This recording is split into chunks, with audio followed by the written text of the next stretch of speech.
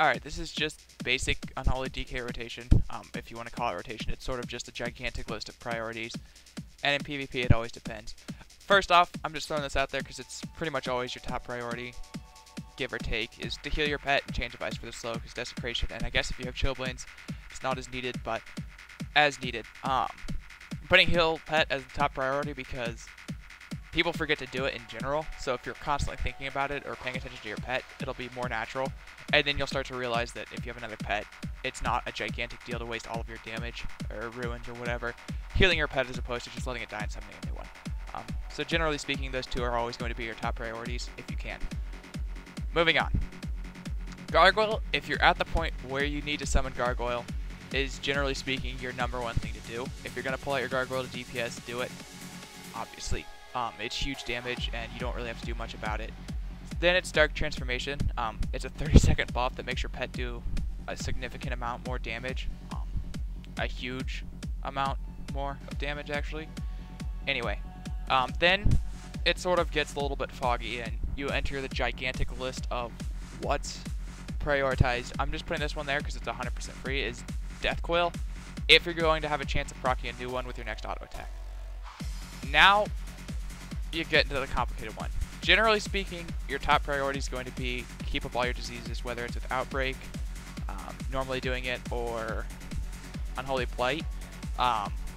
This is somewhat skippable if you're doing things like if you're spamming Death Siphon for heals, or you have a setup for a bunch of necrotics and you're actually going to try to soak something pretty important. Things like that, you can skip the diseases for anything but Scourge Strike. It's just Scourge Strike that really scales off your diseases. And the damage is definitely high now. You can do a lot of damage with your diseases, but they are somewhat skippable. Then the priority becomes into Death Coil. And this one's not always true. If you're approaching cap on Ruin Power, generally speaking, it's a good idea to Death Coil.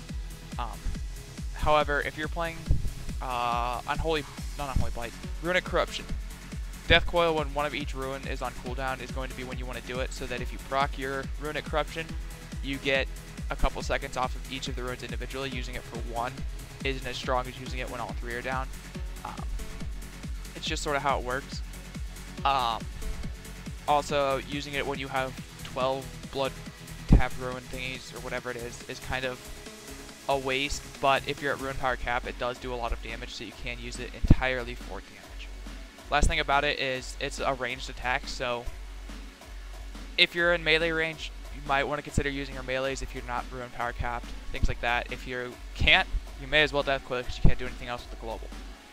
Because then you go into sort of range things. You can Icy Touch for a Dispel as well, as a ranged attack. Anyway, Festering and Blood Strike, I'm putting them ahead of Necrotics, Scourge Strike, and Death Siphon if you have it, just because if you're going to convert to death manually, as opposed to using Blood Tap if you're playing Runic Corruption or some other form of regeneration, you need to know where you turn into deaths, and on top of that, you don't necessarily need to use only Blood Tap to convert to death runes. You can do it manually. They do refresh every, I think for my DK it's like every 7 seconds with the amount of haste you have now. Obviously that's going to go out when MOP actually hits, so it'll be possibly more of a priority to do, and those will fit into your rotation a little bit easier. But Festering Strike and Blood Strike is needed to get to death. You can also start to get a ton of necrotics up with that, and even though healing is as strong as it is, you could still soak an entire heal if you do it all correctly. BGs and until 90 arena, it's probably not ever worth it, but just so it's up there, it's up there. Then you go into Necrotic Strike and Death Siphon. If you're playing Death Siphon, I just throw it in there because it's comparable to Necrotic, because it is just one Death Ruin, even if it is a ranged attack and however it chooses to work out.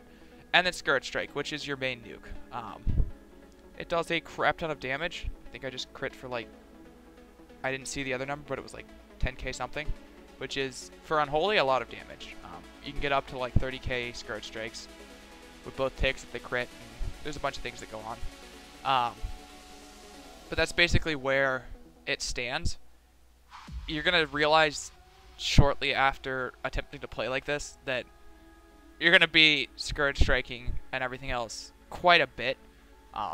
Just because it's at the very bottom doesn't mean it's less frequently used. It's not like, I don't know, a mage using Arcane Blast when he's locked. That would be like towards the bottom of their list. Scourge Strike sort of flops into where you end up doing everything as, and you end up down here at these bottom 4 compared to the other priorities pretty quickly.